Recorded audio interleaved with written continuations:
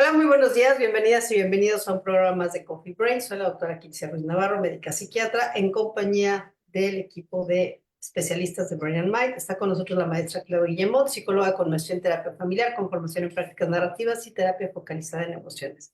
Buenos Hola, ¿qué días, tal? Claudia, Buenos días. bienvenida. Buenos días. La maestra Mercedes Navarro, psicóloga cognitivo-conductual con especialidad en tanatología clínica y mindfulness aplicado. Buenos días, Mercedes, bienvenida. Gracias, buenos días a todos.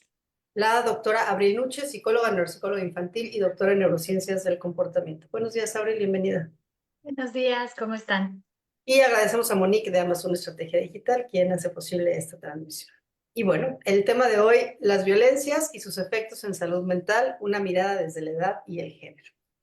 Y Y bueno, bueno, yo voy a empezar, y si les parece adelante, claro, bien. está nuestra Ahí voy, experta ahí en temas voy. de violencia, por Pues, supuesto. y qué Adelante. feo tener una expertise en estos temas, he de decirles, y ahorita así como muy dirigido a quienes nos escuchan, quienes tengan la posibilidad de ver este programa, porque todos y todas podemos hacer algo, pero ahí les va algo aquí tengo mi acordeón y por eso me van a ver que hablo para este lado, pero es cada 7 minutos un adolescente en algún lugar del mundo es asesinado en un acto violento.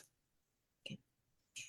Datos de 24 países hablan de cómo la violencia sexual en niños puede ir desde un 8 hasta un 31%, con una diferencia de género entre niñas y niños que es más hacia las niñas y menos hacia los niños. Hay un estimado de más o menos 750,000 individuos que están tratando de conectarse vía online, en Internet, por propósitos sexuales con niños. 30% de las personas que están en tráfico de personas son niños y niñas, estoy hablando en general. Los niños y niñas con algún tipo de discapacidad pueden sufrir violencia hasta 4 veces más que un niño sin una discapacidad. Niños entre 2 y 4 años, alrededor de 300 millones en el mundo de niños en esa edad, encaran todos los días una disciplina que está basada en la violencia, todos los días, todos los días. Por lo general, hasta una tercera parte de los alumnos entre 11 y 15 años han recibido algún tipo de acoso escolar. Y bueno, todo el tema de abuso emocional, de violencia emocional, es cuando menos 1 de cada 3 niños a nivel global. Y las estadísticas pueden seguir siendo impactantes en relación a qué estamos haciendo los adultos con el cuidado, la protección de niñas, niños y adolescentes. No nada más es los niños como objetivos específicos de violencia, sino los niños que son testigos de violencia y los niños que están expuestos a eventos, circunstancias violentas. Y hay suficientes estudios ya que nos pueden ligar el cómo estos niños, niñas y adolescentes van a tener y están teniendo efectos en su salud mental por estas violencias en plural que atestiguan, viven o están siendo expuestos.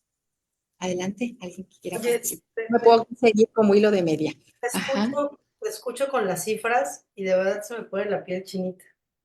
Uh-huh. Sea, como que de pronto sí, a ver si escuchamos, me queda claro que se visibiliza muchísimo a partir de pandemia, que, insisto, es un antes y un después el mundo, pero cuando lo ves en números, como que no lo dimensionas.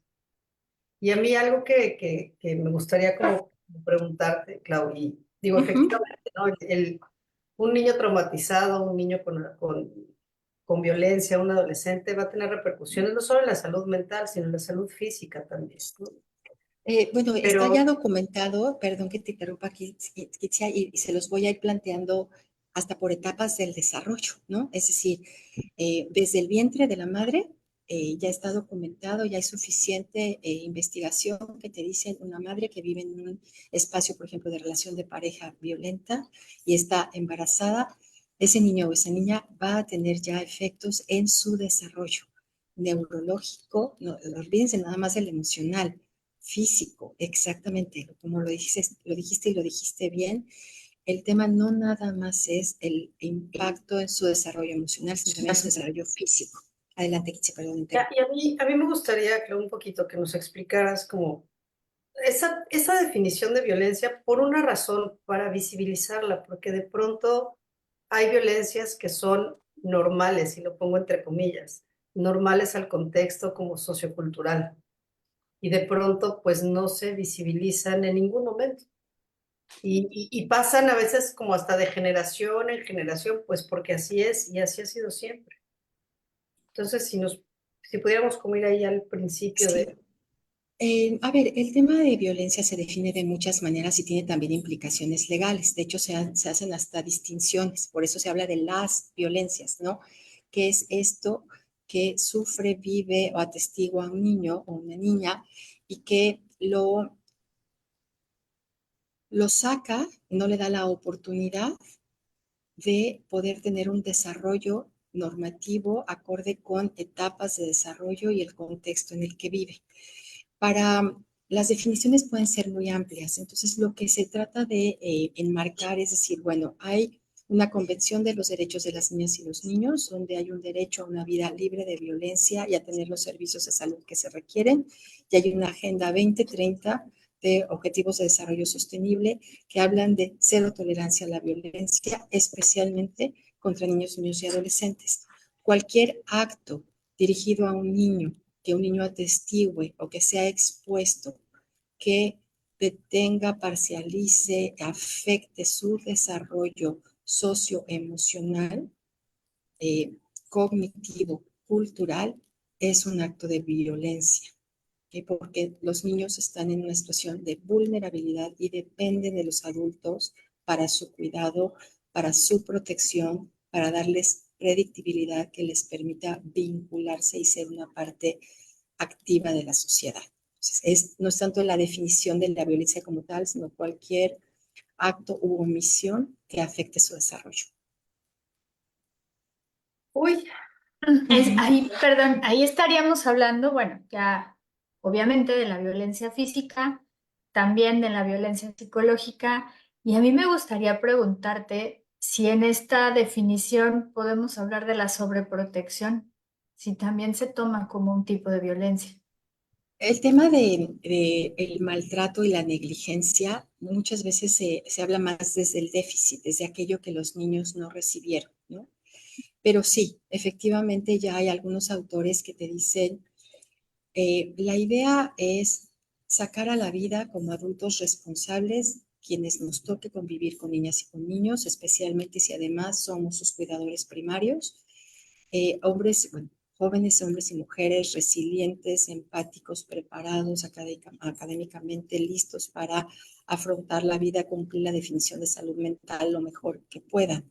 Y sí, la sobreprotección en ese sentido limita el despliegue de capacidades de una persona. Y en ese sentido, tal vez no es una violencia, vamos a decir, con una intencionalidad de discapacitar a un niño o una niña, pero sí hay un tema de discapacidad social que puede traer el no permitirles tolerancias a la frustración y eventos de esfuerzo que los ayuden y los enseñen a sobrepasar obstáculos. la negligencia también entra ahí. Sí, la negligencia, sobre todo esta parte de un niño que sufre negligencia o maltrato, está súper, vamos a decir, estudiado. Y ahí les va, miren, de manera general, los efectos en la salud mental. Y pensemos como adultos que convivimos con niños o con niñas o que hemos tenido niños en algún momento de nuestra vida a nuestro cargo, ¿no? No lo vamos a hacer perfecto, pero la intención es que podamos hacerlo lo mejor posible. Y por eso se habla de suficientemente bueno. Si no hacemos una buena chamba o suficientemente buena, va a haber trastornos de comportamiento y emocionales. Esos trastornos se pueden externalizar o internalizar, y ahí también hay un tema muy de género, ¿no? Por ejemplo, los niños pueden tener más comportamientos disruptivos, agresivos, visibles, ¿no? Esto que se llaman comportamientos antisociales. Las niñas podrían tener un poco más de temas de ansiedad, de depresión, de cambios del estado de ánimo, ¿no? Ambos pueden mostrar efectos de estrés postraumático y tener muchísimas ideaciones y hasta intentos o suicidios. Y pónganse a ver que el suicidio en adolescentes es la tercera causa de muerte. Pueden también, además de temas emocionales y de comportamiento, impedimentos en su función cognitiva. Eh, Olvídense de mejor aprovechamiento académico y todavía toda la parte de sentirse que no pueden, que no están a la altura, que no les da para aprender en sistemas escolares tradicionales. Y podemos tener además como efectos a largo plazo, ¿no? Estamos hablando de ansiedad, depresión, conductas antisociales, de autolesiones no suicidas, especialmente en la adolescencia y en los niños.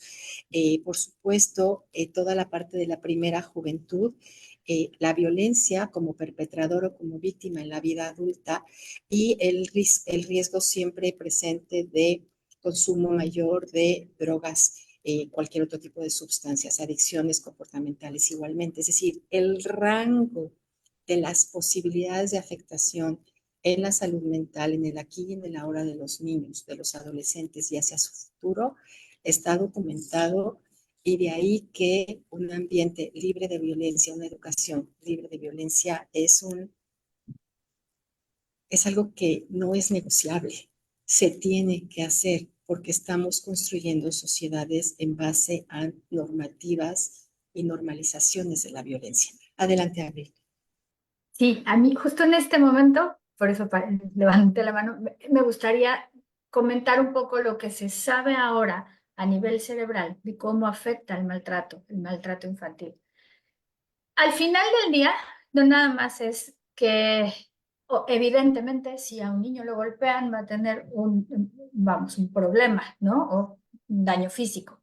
Pero el presenciar la violencia, en estar en estos elevados niveles de estrés constante, ya sabemos, porque ya se ha comprobado con neuroimagen, con estos métodos, que genera pérdida neuronal, aunque en este caso más bien no es una pérdida, más bien es que no se está logrando que las conexiones cerebrales se desarrollen de tal manera que las células no se mueran. Sabemos que hay procesos en donde hay como una poda neuronal y las células que no se están utilizando cuando estamos chiquitos se van, ¿no? Y se empiezan a reorganizar y se usan de otra forma.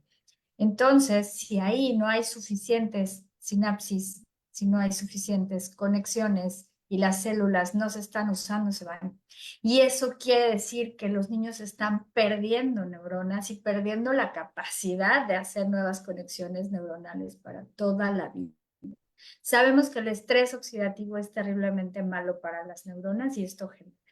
Pero además, ya en el nivel neuropsicológico, se han hecho estudios sobre esta distinción en qué pasa con los niños cuando tienen maltrato físico y esto que llaman negligencia, ¿no? Es decir, tomado como, bueno, un niño que no está necesariamente solo, es decir, se supone que vive con sus papás, ¿no? Pero los papás no están todo el día, o aunque estén ahí, están completamente ausentes a lo que está haciendo el niño, ¿no? Eso es lo que se toma como negligencia. ¿No? Los dejan ahí como medio silvestres y pues que hagan lo que quieran, o son niños que llegan de la escuela, llegan solitos y están solitos toda la tarde hasta que llegan los papás. Entonces, ¿qué es lo que se descubrió en estos casos? Les hicieron pruebas tanto neuropsicológicas como de inteligencia. Y muy contrario a lo que pensaron que iban a encontrar, resulta que los niños que tienen o que viven con este tipo de negligencia salen más altos en las escalas de inteligencia. Salen con muy buenas capacidades para para resolver problemas, para resolver imprevistos, para hacer rotaciones mentales, para pensar, vamos, tienen pensamiento muy fluido, pero tienen muchos problemas en las neuropsicológicas, sobre todo en tareas de memoria de trabajo, en tareas de planeación y bueno, en las evaluaciones psicológicas, como bien mencionas, ¿no? Hay muchos problemas de depresión y de autoestima, que al final del día, cuando sean adultos, van a tener más problemas. Esto a diferencia de los niños que tienen un maltrato físico comprobado, ¿no? En donde sí tienen problemas, tanto en las neuropsicológicas como también en las pruebas de inteligencia. Esto va en acorde también con los niños que presentan este tipo de sobreprotección en donde no se les deja hacer nada, en donde también salen bajos en estas pruebas de inteligencia. Y es ahí donde, por eso preguntaba yo esta parte, donde podemos igualar el maltrato físico con la sobreprotección en términos cerebrales, ¿no? En términos del daño que le estamos haciendo a nivel del desarrollo del cerebro, ¿no? Y esta parte de la negligencia me parece muy lógica porque pues son niños que tienen que resolver problemas, tienen que ver cómo se las arreglan, ¿no? Pero cómo esto les está afectando a su vida psicológica, ¿no? Y creo que ahorita es un buen momento de hacer como una recapitulación, ¿no? Fíjense, es más o menos un billón de niños experimentan violencia a lo largo de un año. Entonces, no estamos haciendo la chamba bien hecha. Eh, experimentan diferentes formas de violencia y en diferentes escenarios de su vida. No nada más es en casa, no nada más es en la escuela, no nada más es en la comunidad. Tanto en línea como vamos a decir, en temas reales, ¿no? La parte en línea muy susceptibles porque se vuelven como las nanas, las tablets de muchos de los niños, ¿no? La violencia contra los niños existe en un continuo, es decir, a veces puede ser una violencia que después cambia a otra y después cambia a otra, ¿sí? Y a veces son diferentes violencias al mismo tiempo. Ojo, porque aquí los factores de qué violencia y cómo se combinan las violencias y dónde se dan, también ya está bastante estudiado qué tipo de resultados y afectaciones van a tener en la salud mental acorde con la edad y la etapa de desarrollo de los niños. Los niños, les decía yo, que pueden no nada más estar expuestos, la violencia estar dirigida a ellos o ser testigos de temas de violencia, y muchos tienen mayor riesgo, perdón, es que estoy aquí leyendo en inglés, mayor riesgo relacionado, por ejemplo, con espacios de menores oportunidades laborales, educativas, socioeconómicas, pero no quiere decir que se excluya a niños que tienen vidas más privilegiadas en el sentido económico y educativo. No nos vayamos, la violencia es algo que atraviesa, ¿no?, todos los sistemas socioeducativos y emocionales.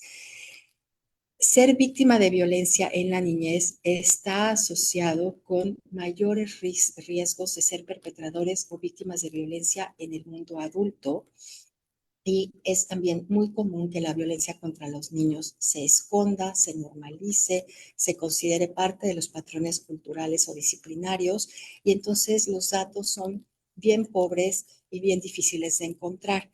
Además, obviamente, del costo que tiene como, vamos a decir, como sociedad humana, pues seguir en estos ciclos de violencia que se repiten, de niños que fueron violentados, que atestiguaron violencia, que estuvieron en escenarios violentos y que crecen para ser adultos víctimas o perpetradores de violencia. Adelante, Val. Pues esta información, desde luego que te lleva a muchos lugares emocionales, ¿no? O sea, ver qué importante es el cuidado suficientemente bueno que se le puede proporcionar a un infante y después a un adolescente, pues se convierte en algo esencial. Yo pensaba en la violencia, bueno, en la violencia transgeneracional, cuando tú hablas de que un niño que sufre violencia o un adolescente que sufre violencia en un muy alto porcentaje se convierte en un adulto violento y sigue la cadena. Pensaba al revés también, cómo hay patrones que se van transmitiendo de manera transgeneracional en donde la violencia se normaliza.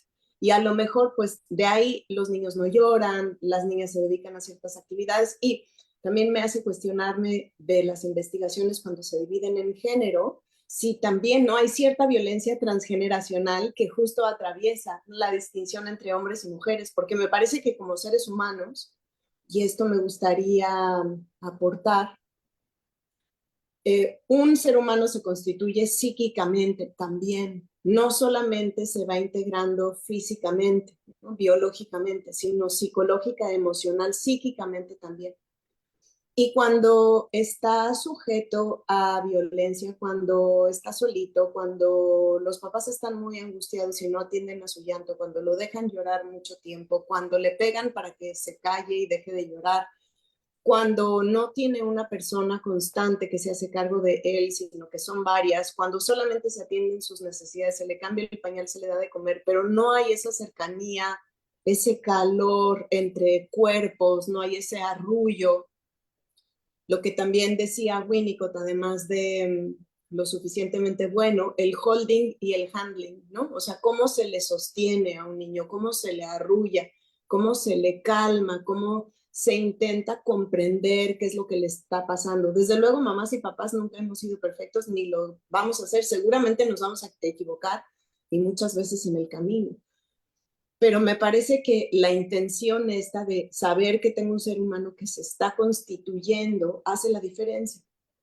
Otros autores, sobre todo preocupados por entender qué es lo que le está pasando al mundo violento hoy, por qué nos estamos acabando el planeta, de dónde parten los mataviejitas, los asesinos en serie, en fin. A lo mejor se oye muy extremo y se oye muy morboso, pero me parece que viene a cuento perfecto con los inicios. ¿Qué es lo que hace constituirse a un ser humano como un ser psíquico? Y es todo este cuidado. ¿Qué es lo que pasa si no tiene este cuidado?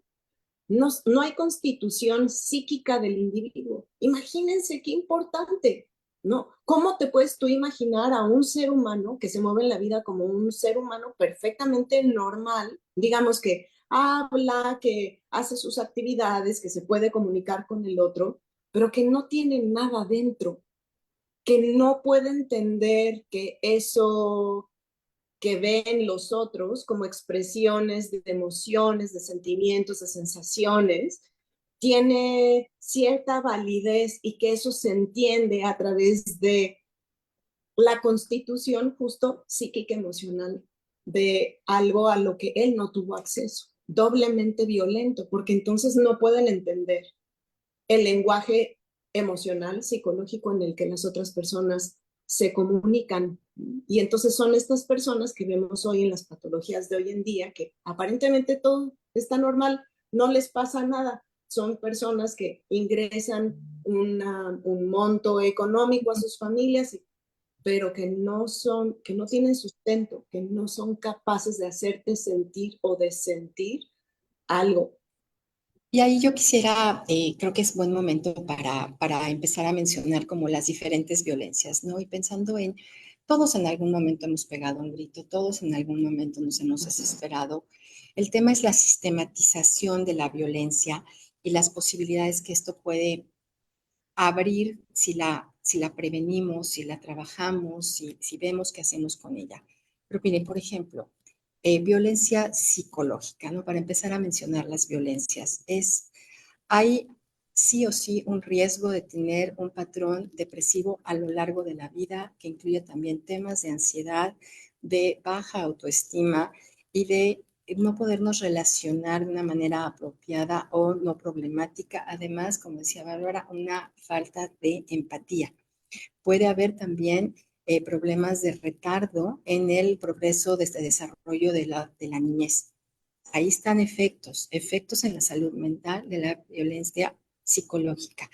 La violencia sexual, que es otra de las violencias tan prevaleciente, ¿no? Tan prevaleciente, bueno, hay una cantidad de efectos que pueden ir desde la depresión, obviamente estrés postraumático, riesgo suicida, uso de sustancias, trastornos de la conducta alimentaria, embarazo adolescente, también comportamientos sexuales arriesgados, mucha más abortar el tema educativo, dejar de estudiar y también hay una percepción de problemas de salud física mucho más amplia, ¿no?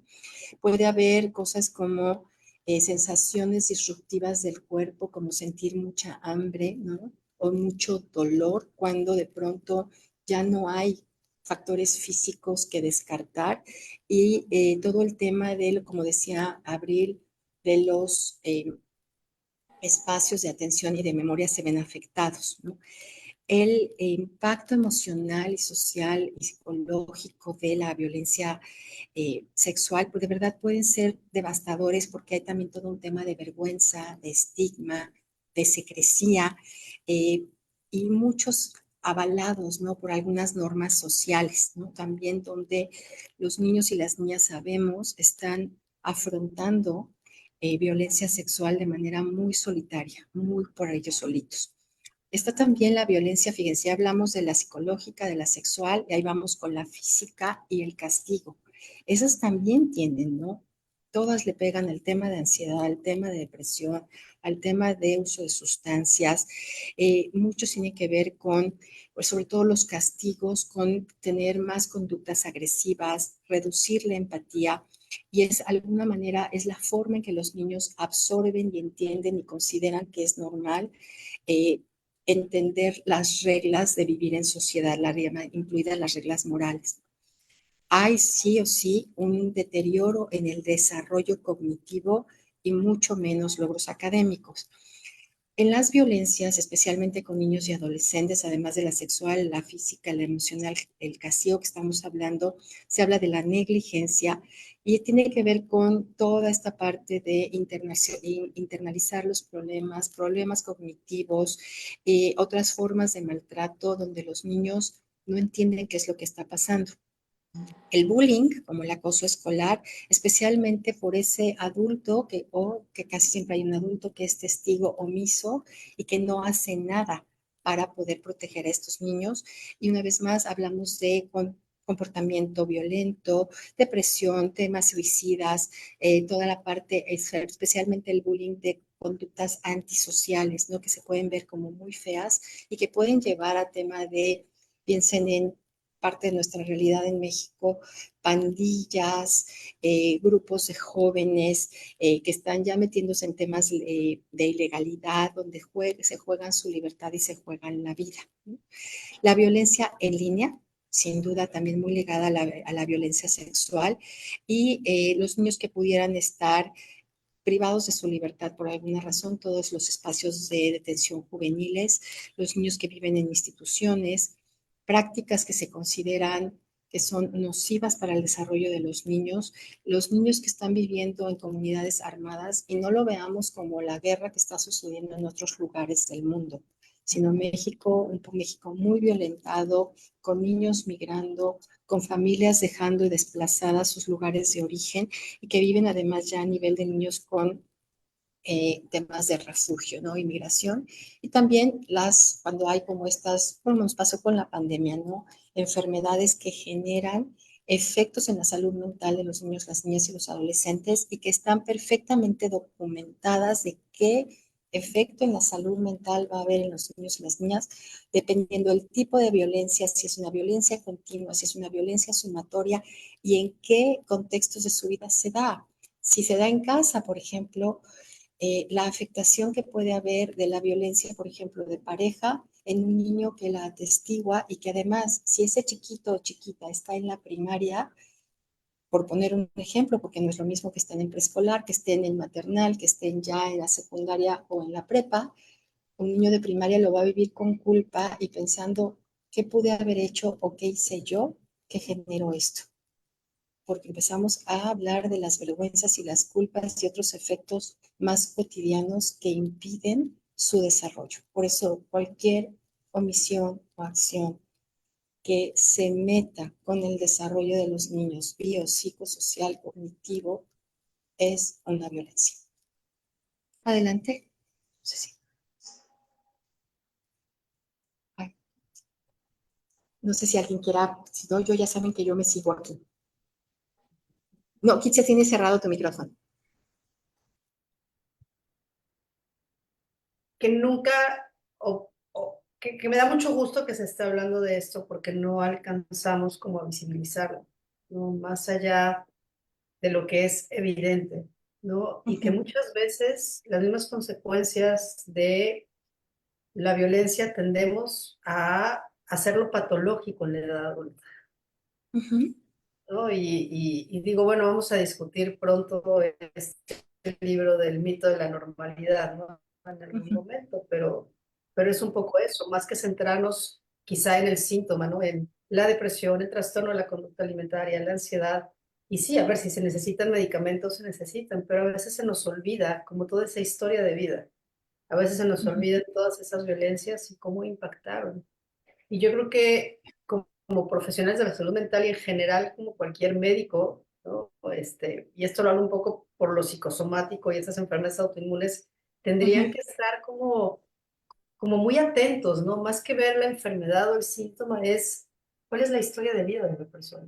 No sé, o sea, Exacto. Y irnos más allá y es parte de las recomendaciones. Ahorita estamos como un poco viendo, ¿no? Los efectos de la violencia en la salud mental y ya sabemos que el impacto en la salud mental de los niños va a depender mucho de su experiencia conforme vayan creciendo y se vayan desarrollando, un poco para ir como resumiendo. La violencia en la niñez puede impedir esto que se llama el apego seguro, de lo que hablaba también Bárbara, puede entrarle a trastornos del sueño, a hábitos alimenticios, a alterar el desarrollo del cerebro, ¿no? En el caso de los niños más chiquititos, entre 0 y 2 años, puede ser sobre todo estos niños que atestiguan la violencia y que pueden ser mucho más irritables, pueden tener mucho miedo a quedarse solitos, pueden tener como algún tipo de regresiones tanto en el lenguaje como en el control de esfínteres.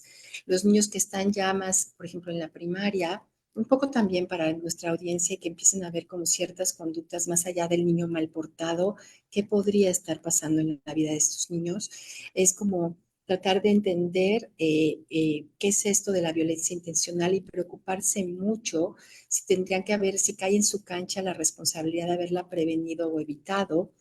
Pues los adolescentes obviamente que están mucho más sensibles a su grupo de pares, de eso se trata la adolescencia, pero también pues mucho más propensos a comportamientos de altísimo riesgo, de más pensamientos suicidas, de más abuso de sustancia y más como ese tema de apandillarse, ¿no? Juntarse con personas que sientan como que los reciben y los aceptan en esta búsqueda de pertenencia, pero que no necesariamente son un espacio de salud. Y bueno, hablando, estaba buscando aquí, Bárbara, lo que decías, esta parte de las experiencias de violencia que tienen efectos intergeneracionales en nuestra salud mental. Especialmente se ha estudiado muchísimo los efectos que salen de eh, como una experiencia en la niñez negativa en el tema de la maternidad, esa persona que ejerció el maternaje sobre el niño, y la violencia de pareja, ¿no? Estas mamás que no están siendo suficientemente buenas, que pueden traer el maltrato o negligencia en el cuidado de los niños y las niñas. No, y ahí se hablan específicamente de la maternidad y la violencia de pareja que hoy sabemos tiene efectos desde el niño o la niña desde el vientre. Adelante. Y de manera indirecta, me parece también cuando hay violencia vicaria en casa, porque el niño no sabe bien a bien por qué está siendo objeto de esta transacción que sucede entre los padres cuando no se pueden poner de acuerdo, cuando a lo mejor hay una separación o hay algún divorcio y se torna violento. Y no solo se torna violento por los adultos involucrados, sino porque el niño queda en medio.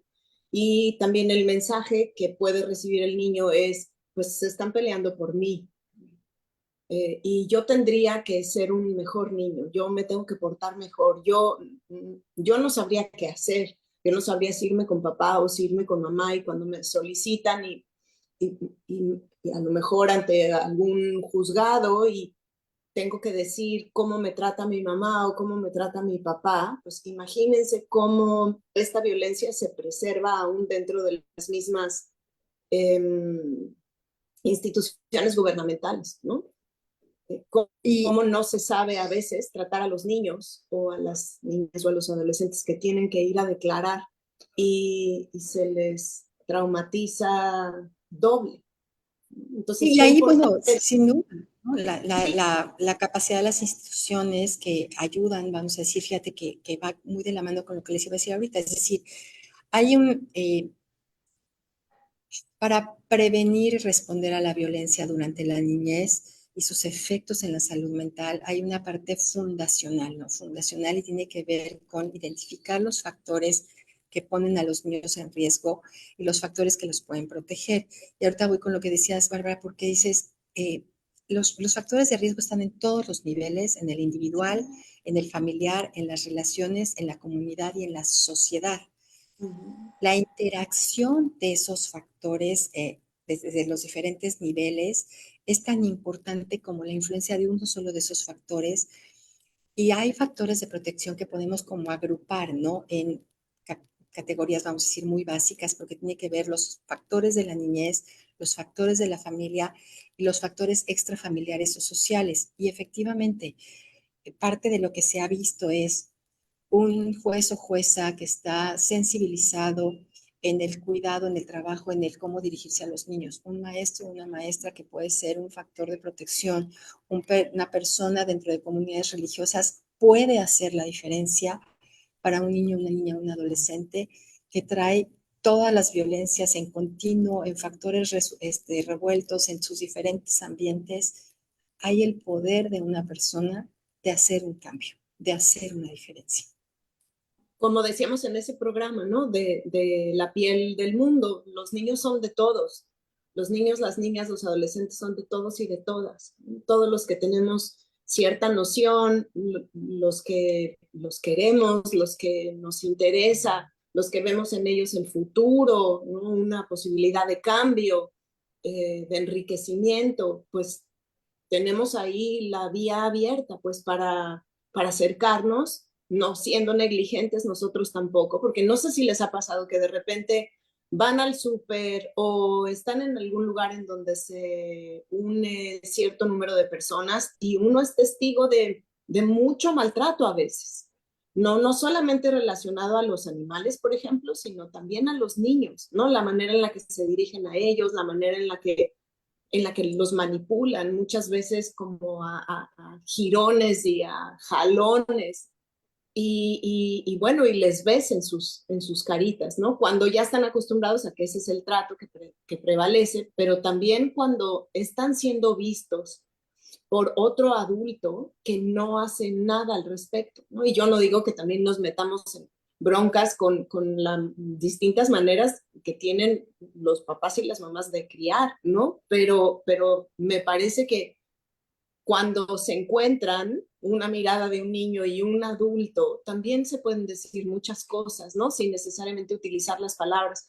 Y pensaba, bueno, ¿y cómo se puede detectar la violencia, ¿no? Porque justo ya ven que los trapitos sucios siempre se lavan en casa, ¿no? Y pues generalmente, si no lo vemos, así como les decía en alguna plaza o en algún supermercado donde se reúne un grupo de gente, y esto está muy oculto, ¿cómo nos podemos dar cuenta de que hay algún chiquito que sufre violencia por el juego?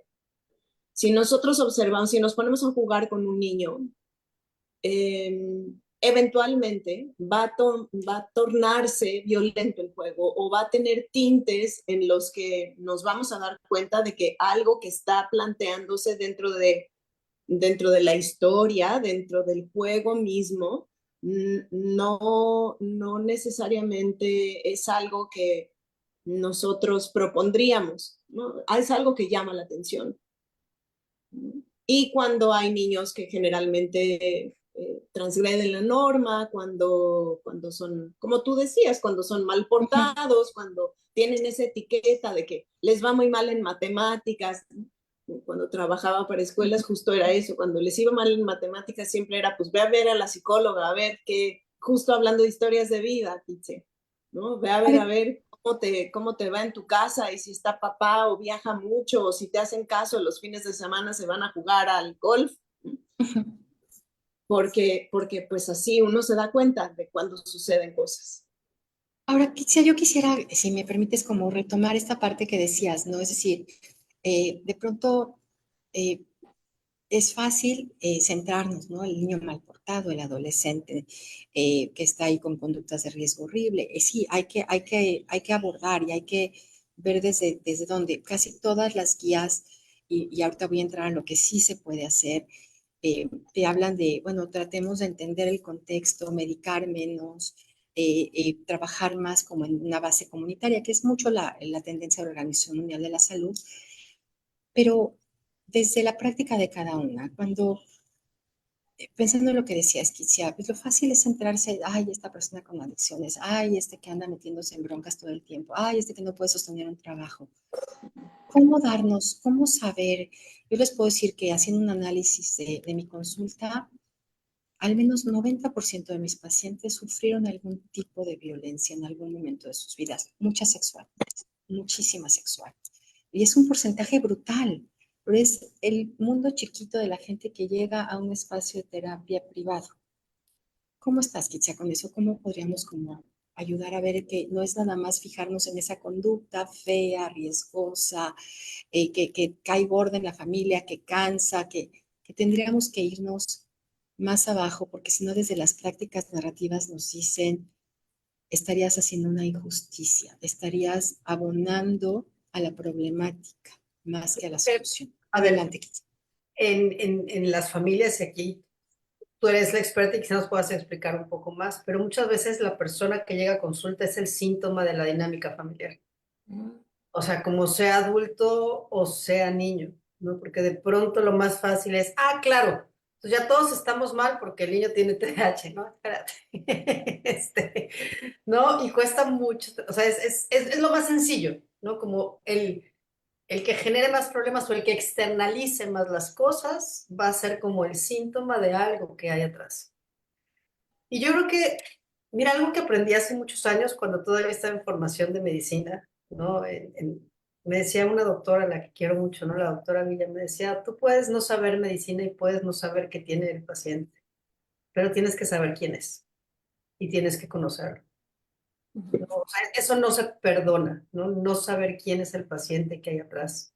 Y yo creo que parte del abordaje del paciente, a veces en las consultas, ni siquiera salen con un diagnóstico la primera cita, ¿no? Porque es como ver cuál es esa historia de vida, qué hay atrás, ¿no? Es desde qué número de hijo es, si fue deseado, si fue planeado, cómo creció, qué problemas se enfrentó, que son cosas que espontáneamente no te van a preguntar. Y muchas veces, cuando te regresas hacia atrás, te dicen, ay, sí es cierto, ya ni me acordaba de eso.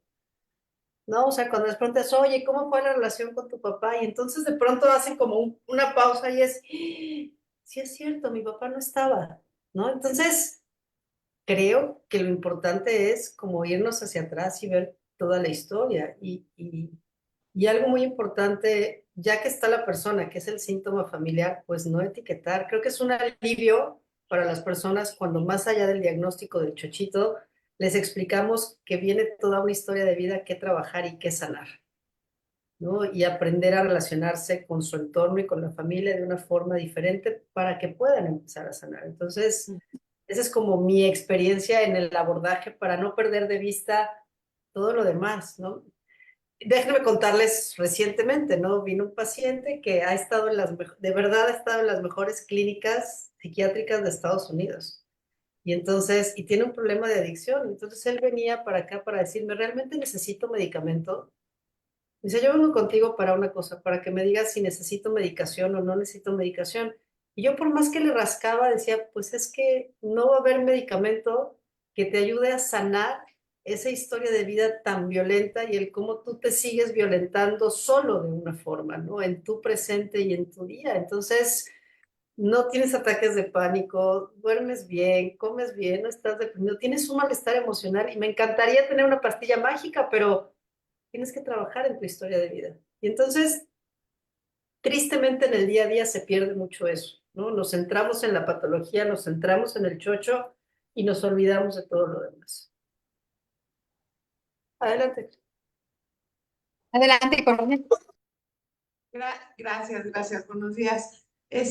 No, es que, bueno, las he estado escuchando a través del tiempo en este día y ahora Kitzia dice algo que he estado tratando de poner en una idea en mi cabeza, en donde la persona, el paciente siente alivio, en mi experiencia, las personas sienten alivio cuando por fin podemos nombrar. O sea, las personas normalmente llegan con una inconformidad, con una dolencia, con un dolor, con una cosa y no saben muy bien qué, ¿no? ¿Qué pasa o por qué o de dónde viene? Y entonces cuando uno puede nombrar y puede decir, ah, mira, es que eso es un abuso, es que tú sufriste de violencia, es que tú no sabes, pero eso estuvo mal y es confuso porque viene de parte de tus padres, viene de parte de alguien de mucha confianza, o de tu hermano mayor, o no sé, ¿no? Como, o del maestro. Mira, eso que tú sufriste fue bullying, pero pues en nuestra época eso, no sé, o sea, no es que no existiera, es que no se nombraba, ¿no? Entonces, el paciente como que normalmente dice, ah, ¿no? Y a partir de ahí ya se puede entonces trabajar las cosas, porque una cosa que yo siempre les digo es, si nosotros no sabemos lo que está mal y no sabemos lo que hay que corregir y no sabemos lo que hay que, pues, trabajar, entonces no es como caminar a ciegas. Y lo primero, el paso número uno es reconocerlo y nombrarlo. Y la otra idea que yo quisiera como, o sea, me quedé mucho en la cabeza, Clau, es lo que decías al mero principio, de las violencias y los tipos de violencias y cómo cuando una violencia es física o muy directa o muy, o sea, cuando las personas lo tienen como muy claro, dicen, ah, pues mira, me pegaban y por eso estoy roto y bueno, es muy claro. Y luego lo que decía también, Bárbara, ¿no? O sea, hay veces que no lo tenemos tan claro, hay veces que sí sabemos que era violencia, como por ejemplo la discriminación intrafamiliar, ¿no? O cuando no te permiten ser, no te permiten pensar, no te permiten opinar por lo que sea, porque eres el más chiquito, porque eres mujer, porque eres gay, porque eres el diferente, porque siempre estás en contra. Y todo esto son actos violentos, normalizados, que después repetimos. Y bueno, de eso se trata, de salirnos de esa historia y de entender primero cómo yo la padecí y cómo ahora la estoy repitiendo. Y Y efectivamente, como romper esos ciclos, ¿no? Romper esos ciclos esas de historias, perpetuación ¿no? de la violencia porque no se ha nombrado y porque se ha normalizado. Y bajo esas líneas tú dijiste algo súper importante, ¿no? El adulto que tiene el cuidado de un niño que está bajo el cuidado, como también decían hace un momento, los niños son de todos, pero bueno, los adultos tendríamos que tener este, como función, esto es algo que hemos dicho en otros programas, me gustaría repetirlo, ya lo decía bien María Montessori, que si o sea, nuestra función como adultos protectores de la infancia tendría que ser hacer todo lo posible para promover la independencia de ese humano que hoy es niño y que otro día va a ser adulto. Si nosotros día a día, toda interacción que tenemos con el menor que tenemos enfrente, desde nuestros lugares, maestros, papás, vecino, abuelo, no importa, lo que seas, adulto versus niño, si toda la interacción que tú haces con ese niño no promueve su independencia al momento de ser adulto, entonces tú estás fracasando como adulto. Estás fracasando como adulto en esa interacción con ese infante. Y eso es importante porque todos nos tenemos que hacer cargo, porque los niños son de todos, porque todos somos niños. Y porque ahí es la primera parte de la violencia, ¿no? El no permitir pensar, el no permitir sufrir, el no permitir desarrollarse, el no permitir mencionar y nombrar nuestras propias emociones y yo les pongo ejemplos, ¿no? A las mamás, como el niño chiquito de 2 años que está aprendiendo a caminar y se cae y lo primero que decimos las mamás es, ay, no te pasó nada. Y yo les digo, mamás, o sea, sí le pasó, se cayó, falló, se frustró, le dolió mucho, y ya, y no se va a morir, no se va a morir, pero sí le pasó. Entonces, desde ahí hay que aprender a mencionar lo que sí le pasó al niño y salir adelante, ¿no? Recomponerse. No, sí tienes hambre. Y así miles de ejemplos, ¿no? O, no, sí te gustó. Y si tienes frío, ponte el suéter y cosas, muchas de estas, en donde todos estos son actos de violencia, como diría Kitsia, violencia con B chiquita, pero sigue siendo violencia. Minimizar, Y ¿no? Perdón, minimizarla. no minimizar el sufrimiento. Acuérdense que los niños no se regulan emocionalmente y esa es nuestra Ujú. función, ¿no? Entonces, más de decir no seas dramático, aguántate, no te pasó nada, es como de si hay una queja, pues le duele, se lastimó o tiene una emoción. Y entonces ahí es donde nos toca, y a veces no tenemos que decir nada, a veces solo nos toca la contención física. Y con ese contacto físico es suficiente. Porque efectivamente, ¿no? Quizá como padres no tenemos la palabra o la respuesta correcta o adecuada, pero solo la contención física de un mamífero es más que suficiente en el momento. Se nos está yendo volando el tiempo y yo quisiera pues nada más como redondear, ¿no? No tenemos que inventar el hilo negro y el agua tibia en estos temas.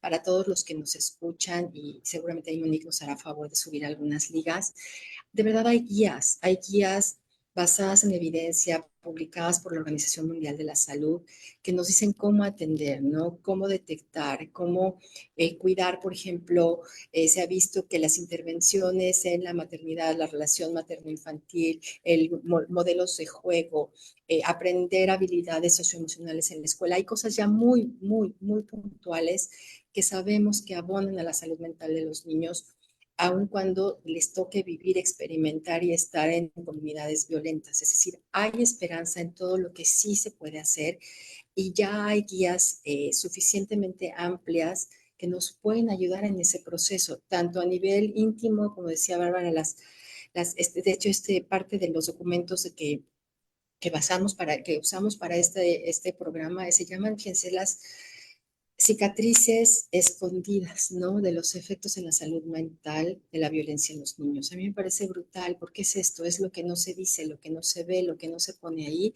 pero que vemos todo el tiempo con niños ya con actitudes hasta crueles en edades muy tempranas, ¿no? Con jóvenes que no saben si pichan, cachan o dejan batear, que de pronto los abusos en consumos, las tentativas de suicidio, y para todo hay ya también, y creo que es muy importante mencionarlo antes de cerrar el programa, nada de los niños y los niños. Es decir, pueden ver dibujos, experiencias, entrevistas, videos de los niños hablando de su experiencia en relación con las violencias que sufren, que ven, que atestiguan y que además sienten que los adultos les hemos fallado en darles estos espacios que les permitan vincularse, porque son espacios seguros que los protegen, no van a ser perfectos, pero que sin duda estamos ya en unas imperfecciones gravísimas en lugares donde la violencia se normaliza y donde no se le da importancia. Muy, muy, muy buena conclusión. Adelante, Mercedes.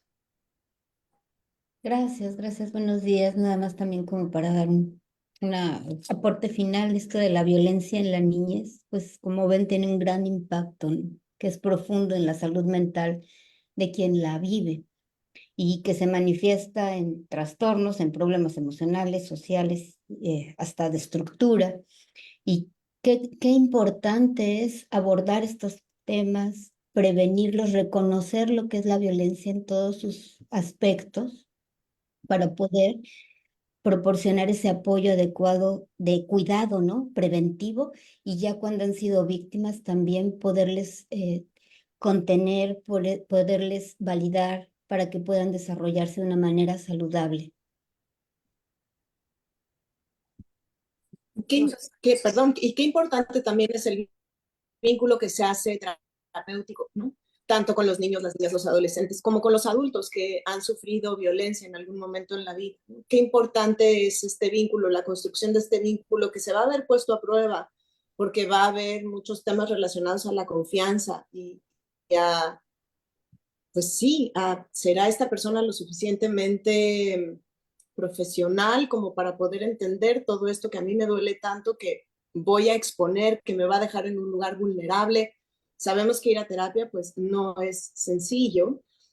Claro que se mueven muchísimas experiencias, se recuerdan otras históricas que a lo mejor hacía mucho que no se hacían presentes y pues no lo hace fácil. Sin embargo, la fortaleza del vínculo que se construye entre un terapeuta y su paciente puede ser muy esperanzador y puede implicar una nueva forma de relación, de relacionarse con otro ser humano en la vida que marque una gran diferencia.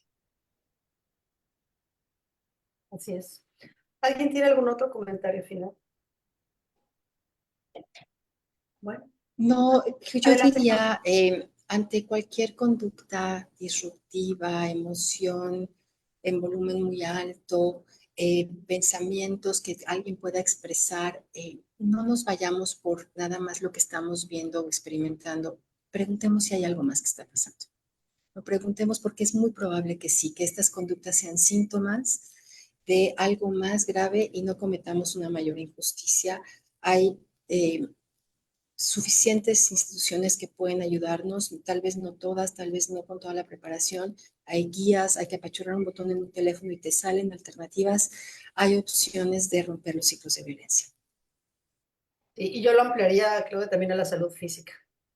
O sea, me iría como un poco más allá y también a los síntomas físicos, ¿no? Pues, si no hay más comentarios, agradecerle a todos los que nos hicieron comentarios y nos vieron. Muchas gracias, Mercedes, Claudia, Bárbara, Corina, Abril, Monique de Más Una Estrategia Digital, quien hizo posible la transmisión. Les recuerdo que el programa queda grabado en nuestras redes, YouTube, Facebook, Instagram.